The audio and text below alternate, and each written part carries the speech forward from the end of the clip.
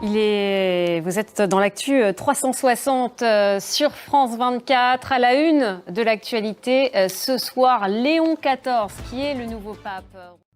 Léon XIV est donc le nouveau pape, c'est un Américain. On va d'abord partir à Rome, retrouver Raphaël Kahn, notre envoyé spécial. Léon XIV qui a été élu seulement au deuxième jour du conclave avec un consensus finalement assez rapide.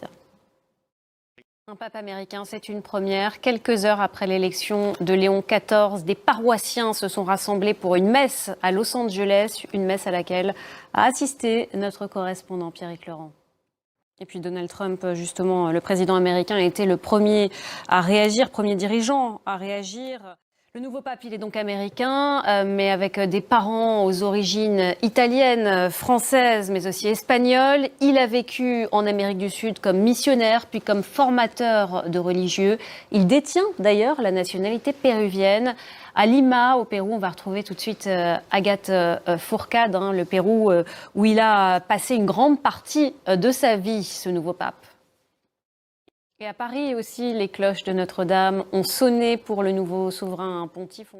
Voilà pour cette large page consacrée à ce nouveau pape Léon XIV.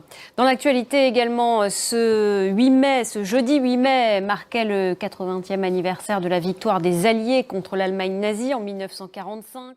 Et ailleurs en Europe aussi, on a commémoré les 80 ans de la victoire de 1945. Olivier Fessol.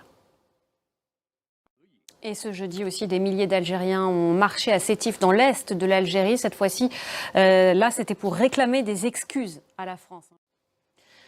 Pour finir ce journal, on va se quitter sur des images en direct.